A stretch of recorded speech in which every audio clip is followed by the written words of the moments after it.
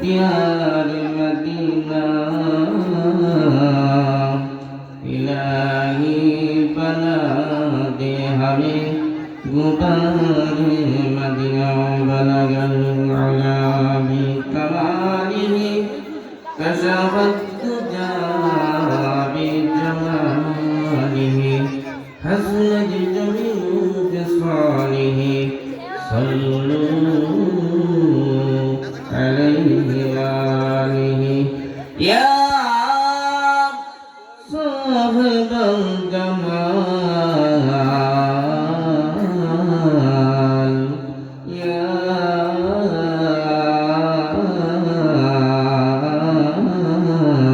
सय्यदल बशर من وجهك الجميل لقد نور القمر بلغ العلا بكماله كشف الدجى بجماله أسود جميل بصاله صلوا عليه وعليه فاتنا قول لا إله إلا الله لا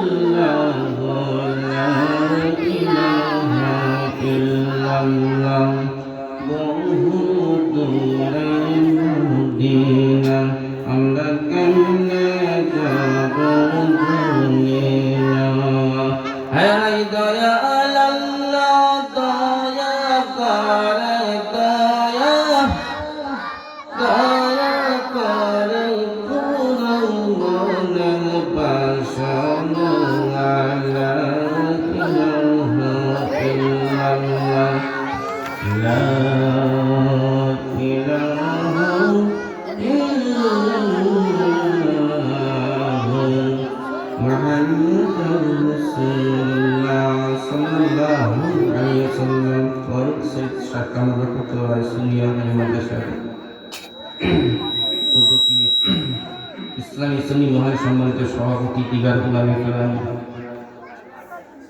এবং আপনার মুসলমান ভাইরা পর্দা নিশ্চিন্ন আল্লাহ তাআলার প্রতি শুকর যিনি আমাদেরকে মুসলমান করেছেন এবং পৃথিবীর শ্রেষ্ঠতম রাসূল নবী মুহাম্মদ রাসূলুল্লাহ সাল্লাল্লাহু আলাইহি ওয়াসাল্লামের প্রতি পেরেছি আজকে মুহূর্তে সুন্নি সম্মেলনে আমাদেরকে আসার বসার শ্রোতা হিসাবে বক্তা হিসাবে কবুল করেছেন মঞ্জুর করেছেন সেজন্য বলি কালিমাতুশ শুকর শুকরিয়া আলহামদুলিল্লাহ। প্রথম শুকরিয়া যিনি আমাদেরকে মুসলমান করেছেন ইমানদার করেছেন। এখন আসুন একজন মুসলমানের মূল্য কত নবী আল্লাহর দরবারে, একজন ইমানদারের মূল্য কত, একজন কালিমা পড়নার মূল্য কত এ সম্পর্কে নবী করিম সাল্লাল্লাহু আলাইহি ওয়াসাল্লাম বলেছেন লা তাকুন সাআ বলেন না সুবহানাল্লাহ।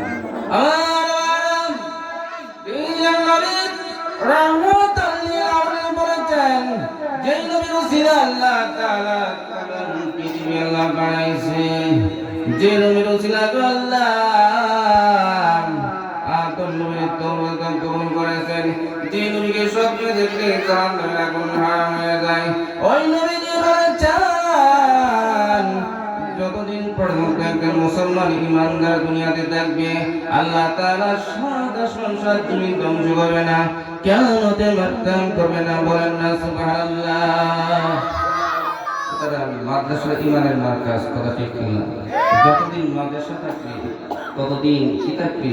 মুসলমান থাকবে। যত মুসলমান থাকবে ততদিন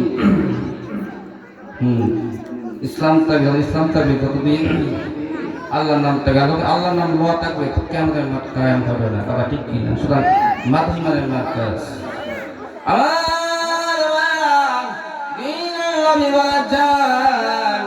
আল্লাহর কাছে যদি বলতাম পৃথিবীতে একটা মশার পাকার মতো মনে হইতো, যারা কাফির মুশরিক বেঈমান আল্লাহ একটু পানি আল্লাহ কোনদিন খাওয়াইতেন না।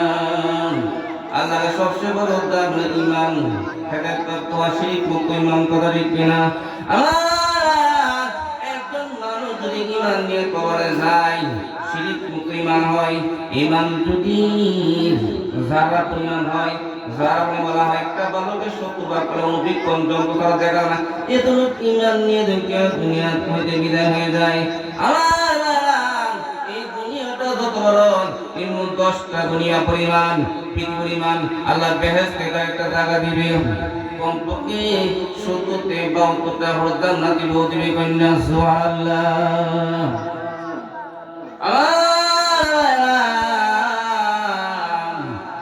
বেহেশত কি হবে, জান্নাত কি হবে, তা সুন্দর হবে। जो कारो लोग घुमाना बेहतर नेওয়ার সময় তাকে ইউসুফ নবীর মতো সুন্দর বানালা বেহেশত নিবে, কথা ঠিক কিনা? আমার আল্লাহ তাআলা ইউসুফ নবীকে तमाम পৃথিবীর অর্ধেক সুন্দর দিয়েছে, পুরো সুন্দর আল্লাহ ইউসুফ নবীকে দেয় না। কোটি কোটি নবী একসাথে করলাম, আমার নবী একটা আন্দোলন মোবারকের সমান হবে না, কথা ঠিক কিনা? ইউসুফ নবীর চেহারা দেখি আমি মিশরের মহিলারা তারা পল কাটা আঙ্গুল কাটা ফেলছিল।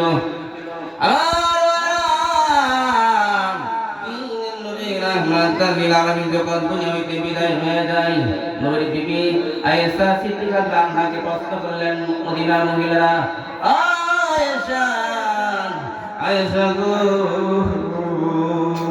ইউসুফ নবীর চেহারা দেখে আমি সবাই মহিলারা কল কাটা বলতে আঙুল কাটা ফেলছিল, আমার ওই থাকতেন কি হইতো?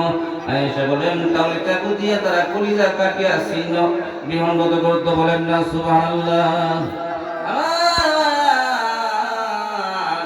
ইউসুফ নবী গাল্লাম तमाम পৃথিবীতে সুন্দর দিয়েছে, আমাকে পুরা সুন্দর আল্লাহ দিয়েছেন, বলেন না সুবহানাল্লাহ।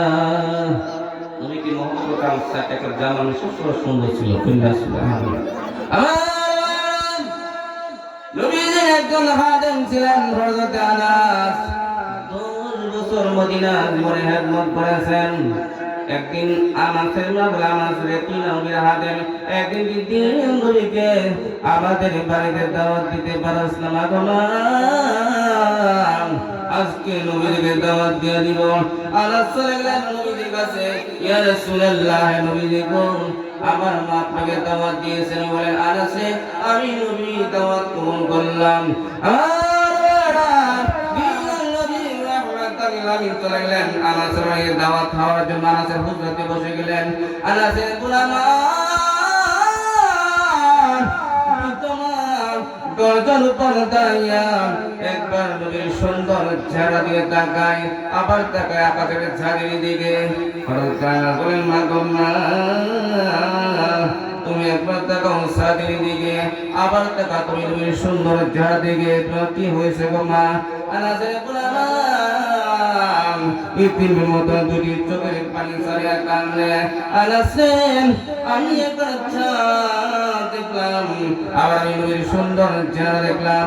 উদার কসম সাদের দিকে তাকায় দেন, সাদের দিকে কলঙ্কিনের দাগ আছে, আমার নবীর সুন্দর গোরানি চেহারায় কোনো দাগ নাই, বলেন না সুবহানাল্লাহ। সুন্দর মানা বেহেশত সুবহানাল্লাহ, এবং তারা বেহেশতের কন্ট্রোলে দাউদের কন্ট্রোলে, বলেন না সুবহানাল্লাহ। আমার যারা ইমানদার হবে, মুমিন হবে, মুত্তাকিন হবে, পরেজগার হবে, আশিক রাসূল হবে, কিয়ামতের ময়দানে জান্নাতে আল্লাহ তাআলা দাউদ নবী কণ্ঠে আল্লাহ কোরআন শরীফ তেলাওয়াত করবেন। দাউদ নবী কণ্ঠে কোরআন শরীফ তেলাওয়াত শোনাবেন। আল্লাহ তাআলা কিয়ামতের ময়দানে দাউদ নবী আজকে কিয়ামতের ময়দানে, হাসরের ময়দানে আমার ইমানদার বান্দাদিগো একটু কোরআন শরীফ তেলাওয়াত শোনায় দে। আমার ভাইরা আল্লাহ তাআলা দাউদ নবীকে কেন আল্লাহ কোরআন শরীফ তেলাওয়াত করতে বলবেন? আমার আল্লাহ তাআলা দাউদ নবীকে এমন একটা মধুর আল্লাহ দান করেছেন, পৃথিবীর আর কোন নবীকে আল্লাহ এমন মধুর আল্লাহ দান করেন নাই। তবে আমার নবীর কণ্ঠ দাউদ নবীর কণ্ঠে উত্তম, যেহেতু আমার নবী উসিলা দাউদ নবী বানাইছেন, কথা ঠিক কি না? দাউদ নবী তো আমাদের যুগে ছিলেন না, উনি কেমনে করে কোরআন শরীফ তেলাওয়াত করবেন? আমার আল্লাহ যখন দাউদের পর কোরআন থেকে হুকুম পাওয়ার সাথে সাথে দাউদ নবী 30 পারা কোরআনে হাফেজ হয়ে যাবে। আমার আল্লাহ নিজে বলেন ইন্নামা আমরুহু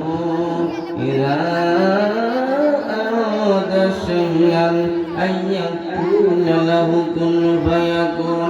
আমার আল্লাহ তাআলার কুদরতে জবানের মতো পাওয়ারফুল ক্ষমতা রাখেন। আমার আল্লাহ কোন শব্দকে ব্যবহার করেন, ফায়াকুনের প্রস্তায় আসতে আমার এক সেকেন্ড সময় লাগে না, কোন ফায়াকুন হয়ে যায়। যারা বেহেশতি লোক হবে তাদের চরিত্র নবীর মতো এবং তারা লম্বা হবে হযরত আদম নবীর মতো। সুতরাং বেহেশতি যাতে হলে ইমানদার হতে হবে, কথা ঠিক পূর্ব শর্ত। আল্লাহর সবসময় দাবি হলো ইমান। ইমানের পরেও অনেক আমল। আল্লাহ কোরআন শব্দ বলেছে ইন্নাল্লাযিনা